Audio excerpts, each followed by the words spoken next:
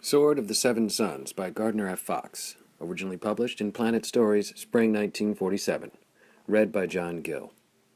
Part 9. The men skidded to a halt in the sand. Staring beneath their white faces was the pallor of fear. Flane said softly, "Go back to your ship and be grateful to Flane. If I'd wanted, I would have aimed the gun at you." The tall man started. He stared at Flane with his dark eyes, as though absorbing his every feature. He said, "Are you Flane, in truth? The Flane who fled from the Clarn with Vaudar?" "I am that Flane." "And Vaudar? What of him? Did he give you the key to the machine?" "Vaudar died.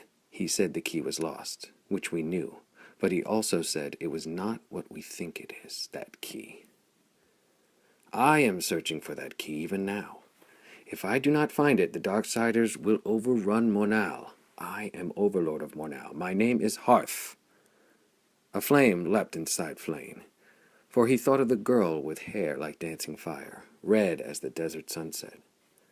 But months of wandering on the desert made him taciturn and suspicious. "How do I know this? You may be a Mechnic for all I can prove, and I have learned that the Mechnics do not approve of me." Hearth chuckled. "So I have heard. But about that weapon of yours, I would like to use it. It would be a wondrous thing against the Darksiders. They would never capture Mornal if I had that." "The weapon is mine. Forget it." "Well, you are Clarn, man. In this time of need, you must use that weapon to save your people." "I am no Clarnvan. The blood of the space wanderers is in my veins. I am son to those who lie in the big ship. I owe loyalty to none but them, and Sarl, and a girl with red hair." Hearth opened his eyes very wide at that. He grinned, and turned to look at the Magna ship. He shouted, "Evelyn!"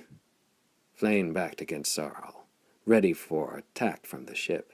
But all he saw there was someone in a white cloak come through a doorway and stand at the rail, staring over the sands toward them. It was a girl with red hair, as red as the sinking sun, who looked at him and laughed and waved a white arm. She was here at last, an arm's length, laughing. The others stayed at bay, eyeing the flame gun in the crook of Flane's arm, but the girl walked toward him, calling out, "Flane, you got away that night." He touched her hands with his gently and chuckled. "You are real, then. There were times then that I thought you were something my brain made up in the fury of battle. Real. You are real. Of course, I'm real and alive, too, though how much longer I'll be alive, I don't know. Flane, the Darksiders have grown bold. They attack in the daytime now. They kill my people. No one has learned the key to the machine. Without it, the Clarnva will perish." Flane patted the gun, grinning. "With this, the Darksiders will be no threat. Just a few blasts of the violet light, and they will run for shelter." He told her how he found it. When he concluded, he discovered that the others had come near, listening in amazement. But as they made no hostile gestures, Flane did not worry. He was once again with Evelyn. "You must come on board the ship," she told him, walking toward the spaceship with him. "You can hold the Darksiders off while the others continue their search for the key." Flane showed her around the great vessel, pointing out the machines that worked through some energy other than the machine. He dropped into the hole in the ship and reappeared with an elaborately carved scabbard into which he slipped the darkly hilted sword. "What a strangely beautiful weapon," she said when he showed it to her. They studied the runes engraved on the blade, which told in frieze form the tale of Norda the Genius, of how he and the Clarnva came first to the planet, of their struggles with the Darksiders, and the erections of the city-states, and the building of the machine.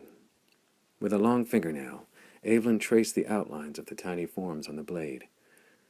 "They stand out from the shaft," she said slowly. Flane held it to the light that filtered through a cracked window. His eyes went along the keen edge. "It forms a diamond shape through the middle. If we were to break it clean, those friezes would form the outer edges of the diamond, and the two sword edges, the upper and lower points." Flane shook his head wonderingly. staring at the blue hilt of the sword. Glitterings like the sky at night stared back at him, the buried points of light in the haft winking and twinkling like stars. Like a beam of silver light, the blade sprang from the star-shaped guard, a shimmer of deadly steel. A sword like this would be famous, he muttered. People would talk of it, and yet I have never heard of any such a sword. Nor have I, sighed Red Evelyn. End of part 9. Thank you for listening.